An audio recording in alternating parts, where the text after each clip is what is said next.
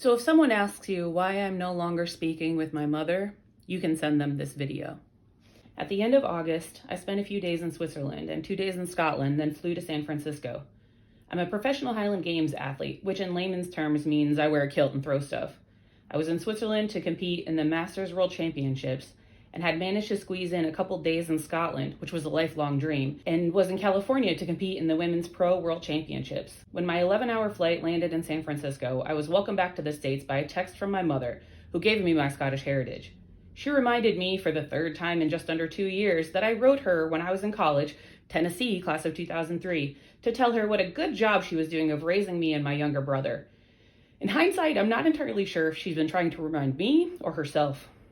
She went on to make sure that I hadn't forgotten that she was the one who took me to Scottish Highland dance lessons, made my dance costumes, and took me to private throwing lessons. But you want to know what's glaringly absent from that text or any of the other ones she sent me over the past 5 weeks? It only just occurred to me today that she never asked me any questions about that trip to Scotland. It was absolutely incredible, a dream come true. Or how I did in Switzerland. I defended my title. Or how I was feeling about competing that weekend. I was a little nervous because I wasn't feeling too well, but it was just a cold, so I'd probably be okay. But to her credit, my mom did go on to apologize again for not letting me go to my senior awards night in high school because I hadn't written a paper that was due, but she tried her best. And how could she have known that I had ADHD and she didn't know how to handle that part of my personality? And maybe she wasn't a perfect parent, but I'm not either, am I? And she loves me, and she always did, and my parents did right by me.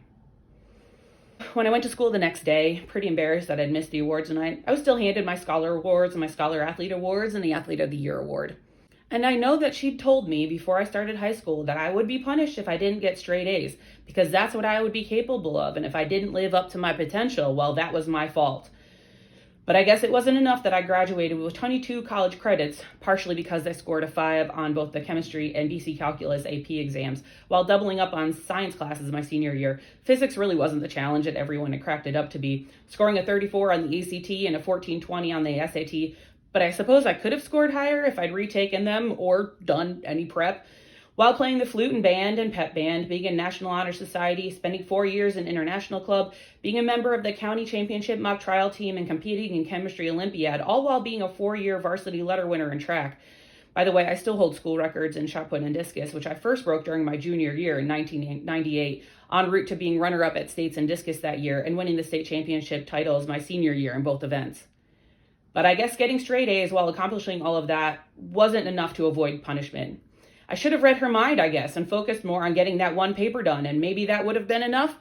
After all, like she reminded me in January of last year, although she always knew that I was gifted, there's more to being smart than being book smart. After all, I had so much information in my brain about dance and athletics and so on, and she's confused why I thought that my brother was smarter than me, which is also confusing to me because I've never thought that he was smarter than me. But even if I'd done that paper, I'm sure she would have found a way to move the goalpost again to make sure that I received the message loud and clear that nothing I do will ever be good enough. By the way, now that she's blocked, she can't ask me again what score I got on the LSAT, 168 by the way, and I won't have to be reminded that she still doesn't remember the name of the law school where I made the dean's list in 2021 while on an 80% scholarship. I'm pretty sure she keeps asking about my score so she can brag about me when she's out to lunch with her brother and my cousin. His kid got a 165, by the way. But I'm not sure because she's never seemed impressed by the fact that I scored in the 95th percentile, and that's without ADHD accommodations. Anyway, instead of asking about my trip or anything else in my life really, she continued to welcome me back to the States by accusing me of being a Chinese Communist Party sympathizer and helping them in their efforts to conquer the USA because I monetized on TikTok. Oh, and that might make me not a safe person for her. A few texts later, she apologized again and asked me to forgive her, and lest I forget, she's got brain fog from long COVID, and she was dealing with chronic pain and fatigue when I was growing up, which made her life so hard to cope with, and I guess mine too, but I should just forgive her. A few days later, she texted me to apologize for her criticism of me being on TikTok because, well, she had a session with her shrink the day before. By the way, she made a point to tell him how remarkably talented I am, and he said it's a perfectly good way to make a living, and she wants to be close to me again, and she enjoys my company, and could I please unblock her now? When I told her I didn't feel comfortable unblocking her, she reminded me that she's the reason I was a star thrower in high school because of the foundation that was built through the dance lessons and throwing lessons that she took me to and paid for, and I don't need to unblock her anyway because she can see my account because she knows folks who are on TikTok. Side note, do you want to know what has been glaringly absent from her messages where she takes credit for my throwing successes? Sure, she paid for and took me to dance lessons, but she also made me quit dance lessons as a punishment because I wasn't disciplined enough to practice between lessons. It was my fault that they got taken away from me because dance lessons couldn't have just been for fun. I had to be good enough to earn them. I guess dance lessons did enough to make me a great thrower, but I didn't do enough to deserve the lessons anymore.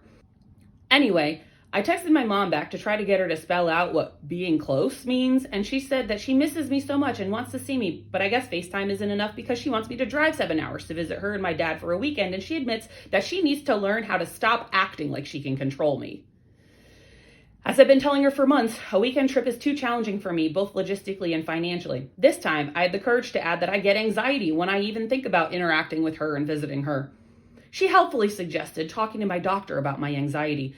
Xanax helps her, after all, and she's got breathing problems and fatigue, so it's probably not going to be a good time to visit anyway. Am I close to anyone? What does that feel like for me?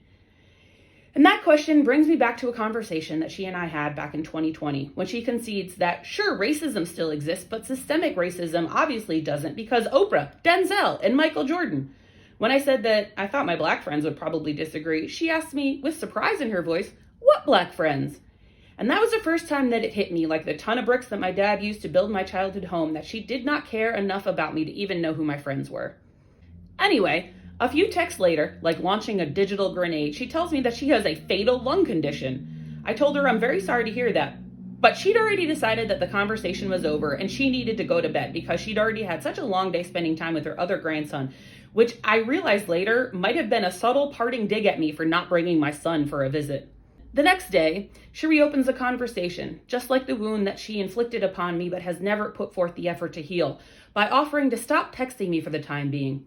She'll pass along health updates, like on my dad, with no mention of her fatal lung condition or the lumpectomy she's been waiting for the results on. She'll share them with me through my brother and sister-in-law. She also apologized for causing me anxiety and waited precisely 98 minutes before telling me that maybe I give her anxiety too. The next day, I text to say I would like to take a break.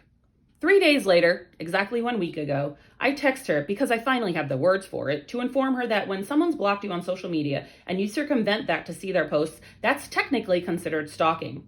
She wrote back to tell me she hadn't done it yet, and now she wouldn't, because she didn't want to break the law, and I allowed myself to get the tiniest bit snarky and wrote back, not because you don't want to violate my boundaries also, right? Based on my mom's response, I guess that, once again, I'm just not good enough and I deserve to be punished. I deserve to be punished just like when I was 5 and got punished by getting not a present in my boot for St. Nicholas talk, but switches. The story of how I shaped up after was repeated for years like some sort of amusing anecdote, and not the traumatizing experience it was to be punished for behaving like the little kid I was. I deserve to be punished again because, once again, I'm behaving like the little girl in the nursery rhyme that I would get recited at me and my curly hair. There once was a girl who had a little curl right in the middle of her forehead, and when she was good, she was very, very good, but when she was bad, she was horrid. I guess that maybe the switches didn't work so well to reform my behavior after all, did they? I guess I deserve to be punished again, just like how I deserve to be punished by having dance lessons taken away, just like how I deserve to get punished by having my senior awards night taken away, just like how I deserve to be punished by having my parents' financial support cut off my senior year of college for the high crime of joining a non-Catholic church. And even though I no longer have curls, just like that horridly misbehaved girl from the nursery rhyme, I'm such a bad daughter and need to be punished again because, as much as she loves me and cares for me and misses me, that one text I sent was enough to deserve the following from my mother. I've had it with you, dear daughter. I do love you with all my heart, but stop texting me for a couple of months, please. My God, girl, you don't know how good you had it. I'm so sick, you have no idea.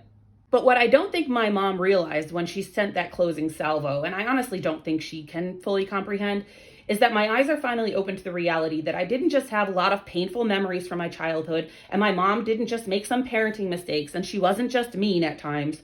What she put me through, and has continued to put me through, is abuse. Not having contact with her isn't a punishment. It's a relief.